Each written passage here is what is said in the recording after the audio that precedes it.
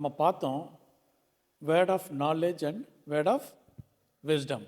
அதை எப்படி ஒரு மனிதன் அதை யூஸ் பண்ணா அப்படிங்கிறத ஒரு எக்ஸாம்பிளாக நம்ம பார்த்துவிட்டு நாம் ஜெபிக்க போகின்றோம்.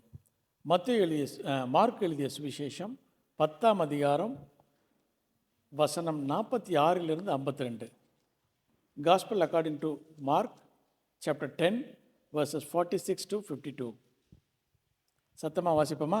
பின்பு அவர்கள் எரியோவுக்கு வந்தார்கள். அவரும் அவருடைய சீஷர்களும் திரளான ஜனங்களும் எரிகோவை விட்டு புறப்படுகிற போது திமேயுவின் மகனாகிய பர்த்திமேயு என்கிற ஒரு குருடன் வழி அருகே உட்கார்ந்து பிச்சை கேட்டுக் கொண்டிருந்தான். அவன் நசரேயனாகிய இயேசு வருகிறார் என்று கேள்விப்பட்டு, இயேசுவே, தாவீதின் குமாரனே, எனக்கு இரங்கும் என்று கூப்பிடத் தொடங்கினான். அவன் பேசாதிருக்கும்படி அநேகர் அவனை அதட்டினார்கள். அவனோ, தாவீதின் குமாரனே, எனக்கு இரங்கும் என்று முன்னிலும் அதிகமாய் கூப்பிட்டான். இயேசு நின்று அவனை அழைத்து வர சொன்னார். அவர்கள் அந்த குருடனை அழைத்து, திடன்கொள், எழுந்திரி, உன்னை அழைக்கிறார் என்றார்கள். உடனே அவன் தன் மேல் வஸ்திரத்தை எறிந்துவிட்டு எழுந்து இயேசுவினிடத்தில் வந்தான். இயேசு அவனை நோக்கி, நான் உனக்கு என்ன செய்ய வேண்டும் என்றிருக்கிறாய் என்றார். அதற்கு அந்த குருடன், ஆண்டவரை, நான் பார்வை அடைய வேண்டும் என்றான். இயேசு அவனை நோக்கி, நீ போகலாம், உன் விசுவாசம் உன்னை ரட்சித்தது என்றார். உடனே அவன் பார்வை அடைந்து வழியிலே இயேசுவுக்கு பின் சென்றான். போதும். ஆண்டவராகிய இயேசு கிறிஸ்து எரிகோவை கடந்து செல்கிறார். போன வாரம் பார்த்தோம், கலிலேயாவிலிருந்து சமாரியா வழியாக யூதேயாவுக்கு வர வேண்டும், அது ஒரு வழி. மற்றொரு வழி, அது மீண்டுமாக சுற்றி எரிகோவை சுற்றி மீண்டுமாக யூதேயாவுக்கு வர வேண்டும். இந்த முறை ஆண்டவராகிய இயேசு கிறிஸ்து கலிலேயாவிலிருந்து கிளம்பி எரியோவின் வழியாக யூதேயாவுக்கு எருசலேமுக்கு வருகின்ற வழியில் இந்த நிகழ்வு நடக்கிறது. அந்த மனிதனுடைய பெயர் என்ன வேதாகமத்தில் கொடுக்கப்படலை, அது தவறுதலாக எழுதப்பட்டிருக்கு. அவன் பேர் என்னன்னு எழுதியிருக்கு? பர்தமேயு. ஆனால் அவனுடைய தகப்பன் பேர் என்ன? தெமேயு. பார்த்தெமேயு என்று சொன்னால், பார் என்றால் மகன், பார்த்தெமேயு. அதனால் நம்ம சொல் வழக்கில் சொல்லிட்டோம்னா அவனுடைய பேர் என்ன? பார்த்தெமேயு என்று சொல்லி. ஆனால் அவன் தெமேயுவின் மகனாக இருந்தான். அவன் பிச்சை கேட்டுக்கொண்டிருக்கிறான். அவனுக்கு அறிவிக்கப்பட்டது என்னது? நஸ்ரேனாகிய இயேசு கிறிஸ்து வருகிறார் என்று சொல்லி. ஒரு பிச்சை எடுத்துக்கொண்டிருக்கிறவனுக்கு அவன் நஸ்ரேனை அவன் அறிந்திருந்தான், இயேசு கிறிஸ்துவை அறிந்திருந்தான். இயேசுவை அறிந்தபடினாலே அவன் இவர்கிட்ட போனால் கண்டிப்பாக நான் குணமடைய முடியும் என்று சொல்லி அவன் கத்துறான். என்னன்னு கத்துறான்? நஸ்ரேனாகி இயேசு கிறிஸ்துன்னு கத்துனானா? அவனுக்கு என்ன அறிவிக்கப்பட்டது? நஸ்ரேனாகிய இயேசு கிறிஸ்து. ஆனால் அவன் கூப்பிட்டது என்ன கூப்பிடுறான்? தாவீதின் குமாரனே. அவனுக்கு தெரியும் எந்த பெயரை சொன்னால் ஆண்டவராகிய இயேசு கிறிஸ்து நிற்பார்னு. அவரை சூழ்ந்து திரளான கூட்டம் அவர் கடந்து சென்று கொண்டிருக்கிறார். அவனுக்கு தெரியும் நசரேயனாகிய இயேசு கிறிஸ்து என்ன என்று சொல்லி. வேர்ட் ஆஃப் நாலேஜ் இருந்துச்சு. அப்போ அவனுக்கு அந்த இடத்துல வேர்ட் ஆஃப் விஸ்டத்தை அவன் கொண்டு வர்றான். கொண்டு வந்து என்ன சொல்கிறான்? தாவீதின் குமாரனே, இயேசுவே, எனக்கு இரங்கும். Be mercy on me, son of David என்று சொல்லி அவன் உறக்க சத்தமாக கூப்பிடுகிறான். பல நேரங்களில் நீங்களும் நானும் உறக்கமாக சத்தம் போடும்போது நமக்கு என்ன பதில் வரும்? அமைதியாரு, இல்லை சும்மாரு, நீ ஏன் கத்துற, அவர் போயிட்டுருக்கிறாரு, நீ ஏன் அவரை டிஸ்டர்ப் பண்ணுற? சீஷர்கள் சொன்னாங்க, சத்தம் போடாதங்க, அவர் கடந்து போயிட்டுருக்கிறாரு, ஏதோ சொல்லி கொண்டு போயிட்டுருக்கிறாரு, பேசிக்கொண்டு போயிட்டுருக்கிறாரு, அவரை டிஸ்டர்ப் பண்ணாதீங்க, கத்தாத. அவன் நிறுத்தவே இல்லை. அவன் என்ன சொல்கிறான்? தாவீதின் குமாரனே, எனக்கு இரங்கும். அவனுக்கு நன்றாக தெரிஞ்சிருந்துச்சு, தாவீதின் பெயரை சொன்னால் ஆண்டவராகிய இயேசு கிறிஸ்து நடந்து சென்று கொண்டிருக்கிறவர் நிற்பார் என்று சொல்லி அவன் நின்று அவன் சொல்கிறான், தாவீதின் குமாரனே, எனக்கு இரங்கும். உறக்க சத்தமாய். மனிதர்கள் சொல்கிறாங்க சத்தம் போடாதன்னு, அவர்களையும் மீறி அவன் அதிக சத்தமாய் உறக்க சத்தமாய் சொல்கிறான், தாவீதின் குமாரனே, எனக்கு இரங்கும் என்று சொல்லி. அப்போ அந்த சத்தத்தை கேட்ட ஆண்டவராகிய இயேசு கிறிஸ்து என்ன செஞ்சாராம்? நின்றார். நின்றது மாத்திரமில்ல, அவர் என்ன சொல்கிறாரு? காலியம், அவனை அழைத்து வாருங்கள் என்று சொல்லி. இதுவரைக்கும் அவனை பேசாமல் இரு, சத்தம் போடாதருன்னு சொல்லிக்கிட்டு இருந்த மக்கள் இப்போ என்ன சொல்கிறாங்க? இயேசு அழைக்கிறார், வா, இப்போ வா என்று சொல்லி. அப்போ அவன் என்ன செஞ்சானா, அவன் என்ன செஞ்சான்? வஸ்திரத்தை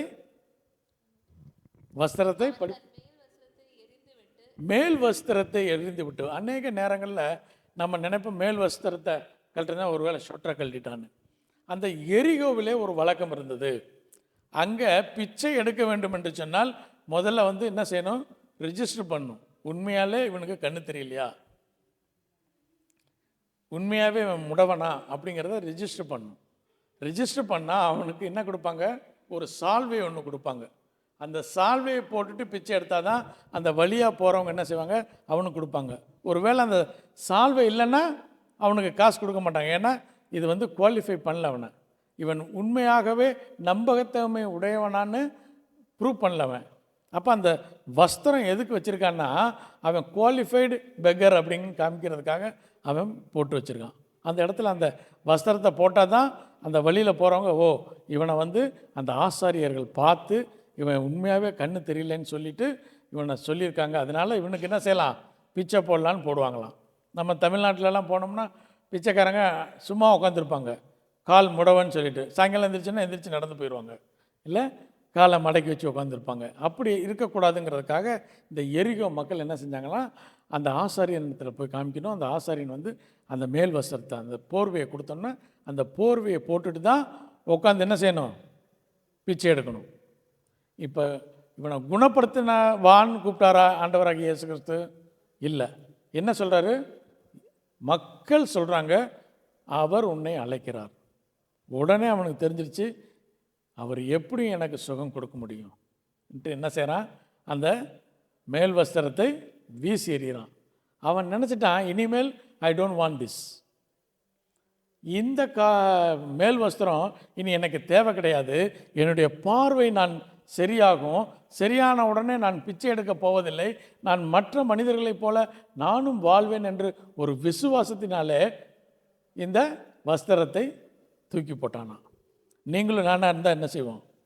எதுக்கும் இருக்கட்டுமேனு வஸ்திரத்தை வச்சுக்குவோம், இல்லை மடித்து வெளில வச்சுக்குவோம், இல்லை மடித்து வச்சுக்குவோம். ஒரு வேளை நம்ம போகிறோம், அதுக்குள்ளே இயேசு போயிட்டாருன்னா, ஒரு வேளை இயேசு நம்மளை சுகமாக்காமல் போயிட்டா, அதுக்கப்புறம் வந்து மறுபடியும் க்யூவில் நின்று மறுபடியும் வஸ்திரத்தை கேட்க முடியுமா? உன்ட்ட முதலே கொடுத்தாச்சின்னு சொல்லிட்டா வருமானம் போச்சு, இல்லை?